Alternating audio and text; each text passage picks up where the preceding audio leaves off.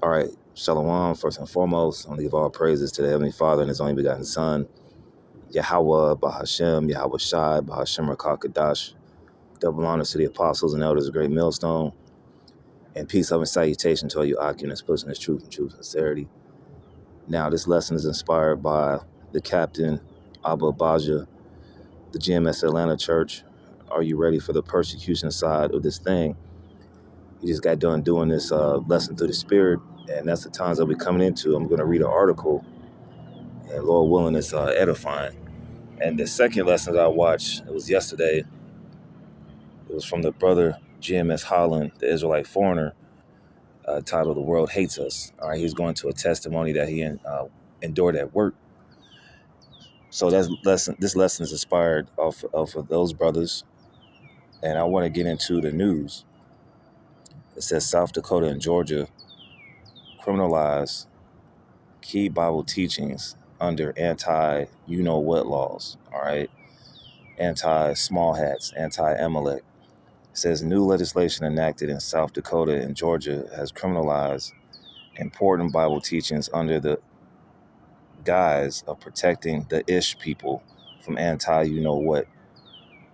You can read it for yourself. I'm not going to say it because, the powers that be are sensitive when you say key words. Governors Christy Noem and Brian Kemp, and I so happen to live in this peach state, all right, that they call the state of Georgia, signed a bill into law codifying for states' purposes the International HCOST Remembrance Association working definition of anti-you-know-what, which we know through the Spirit that didn't happen, all right? And the powers that be, this platform, we put these videos, they took those videos down like 7-8 years ago. And we, for brothers that know, that didn't happen, man, all right? It says, however, the anti-you-know-what laws do not just make it illegal to use symbols and images associated with anti-you-know-what to criticize those 1948ers or the state where they created Israel. They also make it a criminal offense to preach key parts of the Holy Bible.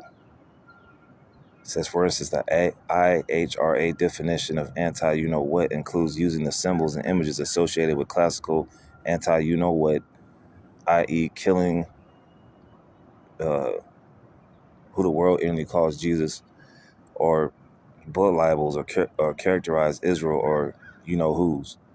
According to the new anti-you-know-what law, preaching key passages from the Gospel of Matthew, which clearly states that basically say Israelites killing who the world enemy calls Jesus Christ is now illegal in Georgia and South Dakota. So, hey, we're in them times. You can read this for yourself in the People's Voice. I'll probably put it in the description. Hey, but we're in that time of the famine of the word. We were just going into this in Canada, roughly about a month ago, or the top of the month, how they're making laws and unrighteous decrees to you can't have so-called religious speech, and that's what it's coming down to. All right, now South Dakota and Georgia. Now Georgia's like a Bible belt, but you can clearly see that these people aren't into the scriptures. All right, they go to church, but they have a zeal, but not according to knowledge when they're talking about our people. But basically, I want to get into is the coming persecution, man. All right, so I want to go to 2 Timothy just real quick.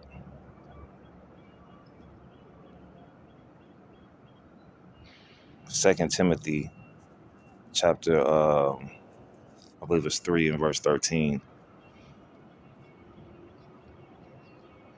It says 2 Timothy 3 and we start at verse 11. 2 Timothy 3 and 11. Persecutions, afflictions was came unto me at Antioch, at Iconium, at Lystra. What persecutions I endured, but out of them all the Lord delivered me. And this is one of my favorite scriptures, because this is the mindset that you have to have. Because as the captain was going into, you could be thrown in jail. You could lose your source of income. All right. You could lose your family. All right. You could be tortured or even put to death. Hey, but the Lord is going to deliver you through it all. And it says, yea, and all that will live godly in Yahweh Shah HaMashiach shall suffer persecution. In John 15, it says the servant is not greater than his master. Yahweh Shah went through it, so we got to go through it. You got to know what you signed up for. The first time that you clicked on that video about, the Israelites, you became a target to the state. You became an enemy of the state, like the movie did. So you got to prepare your mind for these things to come. And like the captain was saying, we got to go work these jobs, and we got to go deal with these imbeciles, these useless eaters, and hear all this, dumb talk. Like the NCAA tournament and Anthony Edwards dunk. Who gives a damn? We're at the time where we got to meditate terror. I'm gonna get that one too. But evil men and seducers shall wax worse and worse in deceiving. But evil men and seducers shall wax worse and worse, deceiving and being deceived. You got guys that selling pay-per-view Passovers. Those guys are going to get waxed worse and worse. And we've been telling you people in them congregations to get the hell up out of there, and because they about to set you people up in the congregations, man. Now I'm gonna get what is it? Isaiah chapter 33 and going to verse 18. Excuse me. Isaiah chapter 33 and verse 18. That thine heart shall meditate terror. Where is the scribe? Where is the receiver? Where is he that counted the towers? And it says in the NLT, you will think back to this time of terror, asking, where are the Assyrian officers who counted our towers? Where are the bookkeepers who recorded the plunder taken from our fallen city? So you have to meditate on the terror. And one thing that the captain said years ago that stuck with me, hey, they're going to come, have your mind prepared that, hey, they're going to come and bring you out your houses at, I heard it from the apostles and elders too, but hey, have your mind prepared that, hey, they can come at your house at 2, 3 in the morning where everybody's knocked out of sleep. And the spirit has it to where I get up early in the morning, to use the bathroom, and then I just look out the window, man.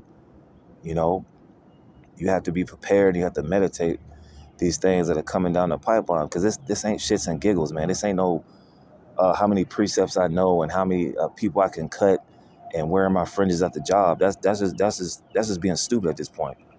You got to prepare your mind, because this man doesn't want to give up. Hey, Revelation 12 and 12. This man has a short period of time.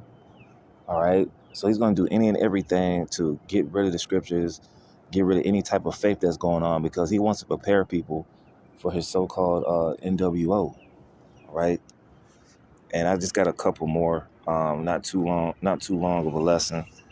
Of course, the family of the word and whatnot. All right, let's go to Proverbs 3 and verses 25. We know those scriptures, but we know we got to have these scriptures in our minds to prepare. And like the captain was saying, hey, get the 4 prayers down and have your own personal prayers as well, because hey, that's a defense. Proverbs 3 and 25. Be not afraid of sudden fear, neither of the desolation of the wicked when it cometh. So we shouldn't be afraid of sudden fear. Them doing kick doors, or you being sent to a detention center. These things are foretold in the scriptures. All right. We've been reading upon it and going to the highways and byways. So when it comes, we got to actually apply. Okay, this is going to happen. This is what said was going to happen. But going back to that one scripture in 2 Timothy 3, the Lord is going to deliver you out of it. So it says, verse 26, for the Lord's name is Yahweh, shall be thy confidence, not you. The Lord shall be your confidence and shall keep thy foot from being taken. And that's one of these scriptures that you got to keep in mind. The Lord is our confidence. The Lord is our rock. He's getting us through this thing right now. All right, we getting chemtrails sprayed over us, breathing in chemicals. People want to harm us now, but the angels are protecting us. All right, we're in the valley of shadow of death. So how much more when it gets more intense?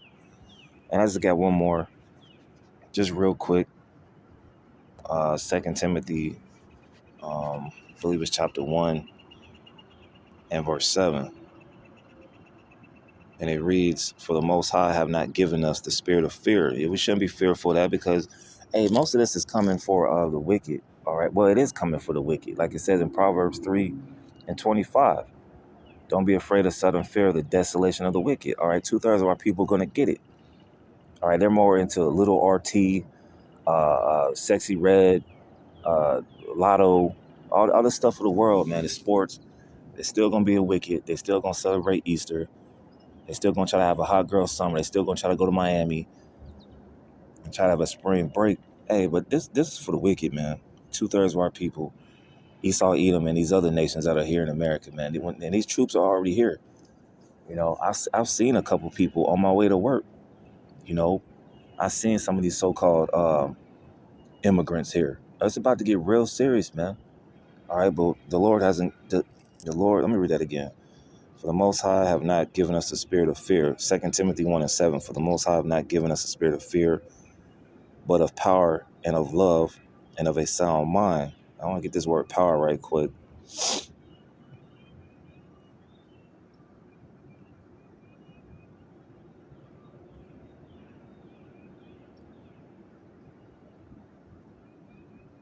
Let's see if I can play it.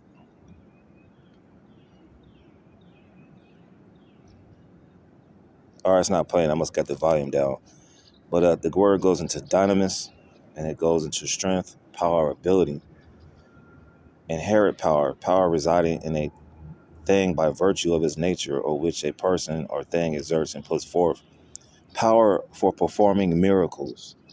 All right, so you have to go into that Isaiah 59. The Lord is going to lift up the standard. You might be in jail. All right, but the Lord might have you disappear, and then everything goes black, and then you just getting the hell up out of there. The Lord might have you. The Lord might have some men protect you on that day, man. All right. So with that, hey, Lord, one that was edifying. To next time, we'll say shalom. We come into them times, keep the faith. Shalom.